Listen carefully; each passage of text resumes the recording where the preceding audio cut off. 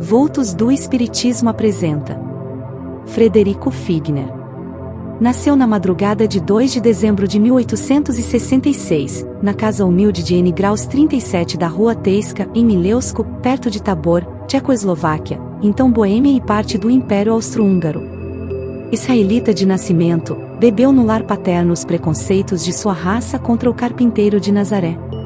Filho de pais pobres, Figner tinha que emigrar para um novo mundo, como faziam os jovens da Europa Central, naquele tempo. Aos 13 anos sai do lar paterno e vai para a cidade de Bexim aprender um ofício. Aos 16 anos, deixa definitivamente a terra natal. No Brasil, estabeleceu-se, prosperou, conheceu uma jovem de peregrinas virtudes e alma de artista, Esther de Freitas Reis, filha de família ilustre. Em 1897, Frederico Figner e Esther fundavam, pelo matrimônio, seu lar feliz. Desse feliz enlace nasceram 6 filhos. Frederico Figner não teve escola superior. Foi autodidata sem tempo nem calma para estudar, pois que em lutas econômicas desde a infância, no entanto, sua missão reclamava grandes conhecimentos e ele os revelou. Possuía e manejava com segurança línguas de 3 famílias, eslavas, germânicas e latinas. Adquiriu conhecimentos jornalísticos suficientes para colaborar num dos maiores diários do país. Demonstrou raras capacidades técnicas em sua indústria e no comércio, gravando ele em pessoa, discos fonográficos de músicas populares brasileiras e divulgando-as por todo o território nacional. Mais tarde, quando a indústria de gravação fonográfica progrediu, ele soube orientar o progresso. Já não executava o trabalho como simples técnico, mas montava oficinas modernas de gravação, as quais, em maior escala, operavam nessa obra de distribuir por todo o Brasil o patrimônio artístico, genuinamente brasileiro. Meio século de trabalho desse pioneiro fonográfico representa uma obra imensa de unificação nacional. A ação industrial de Frederico Figner, no tempo em que não existia o rádio, tem o valor de nobre apostolado patriótico. Como divulgador industrial das máquinas de escrever, do mesmo modo, contribuiu grandemente para o progresso material do Brasil.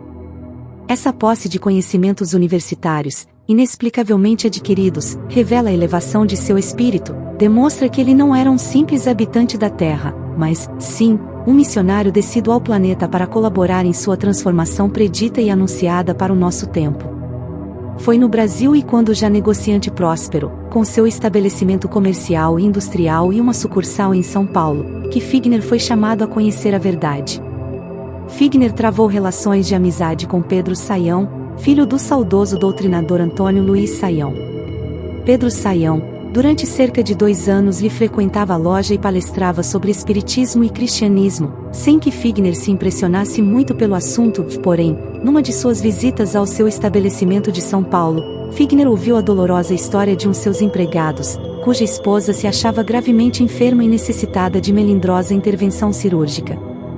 Ao regressar ao Rio de Janeiro, Figner pediu a Pedro Saião que lhe obtivesse receita para a cura da enferma de São Paulo. Veio a receita e a cura da doente, sem intervenção alguma dos médicos. Foi esse fato que impressionou Figner a favor do espiritismo.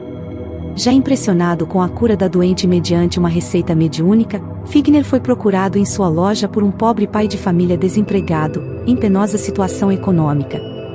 Ouviu-lhe o relato de suas aflições, deu-lhe um pouco de dinheiro e disse-lhe que voltasse 8 dias mais tarde.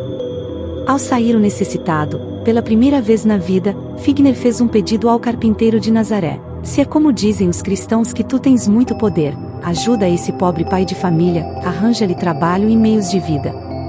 8 dias mais tarde, voltava o homem com o sorriso dos felizes e lhe narrava: já estou trabalhando e brevemente virei restituir seu dinheiro, Sr. Figner. Fui procurado por uma pessoa que me convidou para um emprego totalmente inesperado. Figner se entusiasmou e repetiu semelhantes pedidos, com resultados sempre positivos. Em vez de pedir a Jesus, passou a pedir a Maria e igualmente os resultados não se fizeram esperar. Encheu-se da fé que transporta montanhas e estudou com entusiasmo o espiritismo e o cristianismo. Passou a consagrar sua vida ao serviço dos outros. Não se sabe ao certo quando se deu essa conversão, mas em 1903 já se encontram vestígios das atividades espíritas de Figner na Federação Espírita Brasileira.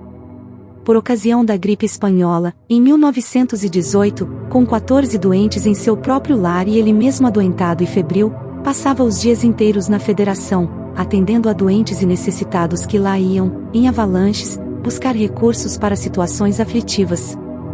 Sua vida normal durante longos anos consistia em ir de manhã e à tarde à federação tomar ditados de receitas de diversos médiuns, chegando a tomar de 150 a 200 receitas por dia e a dar passes em numerosos doentes. Levantava-se às 5 horas da manhã e, antes de ir à loja, ia à federação, de onde só saía quando terminava esse serviço de tomar ditado de receitas. Às 4 horas da tarde lá estava de novo para orar e dar passes em doentes. E curava mesmo os enfermos, pois que seus fregueses, como ele lhes chamava na intimidade, cresciam sempre de número. Franco, leal, por vezes rude, repreendia frente a frente a qualquer companheiro que ele supunha ou fora informado haver cometido erro grave em detrimento da doutrina.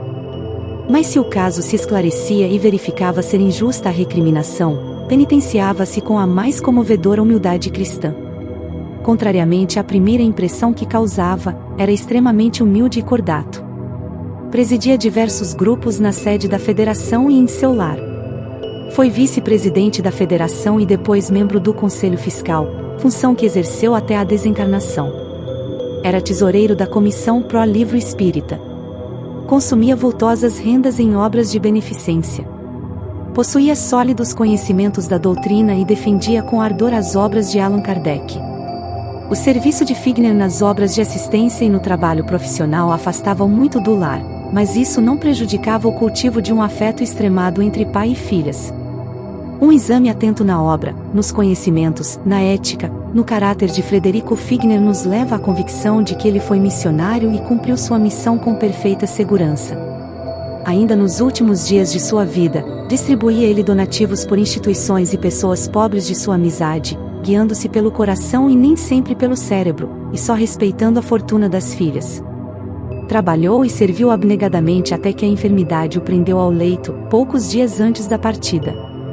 Completou 80 anos em 2 de dezembro de 1946, e em 19 de janeiro de 1947, às 20 horas, partiu para o mundo espiritual, deixando abertos caminhos de luz sobre a terra que pesara por tanto tempo. Figner possuía todas as grandes virtudes cristãs que mais enobrecem as almas privilegiadas por alto grau de progresso e tinha o espírito prático do homem moderno que sabe reunir meios materiais para ajudar em grande escala a divulgação das ideias e os necessitados. Esse conjunto raro de capacidades espirituais, intelectuais, sociais e materiais fez dele realmente um espírita modelar, dentro da vida social, em pleno século XX.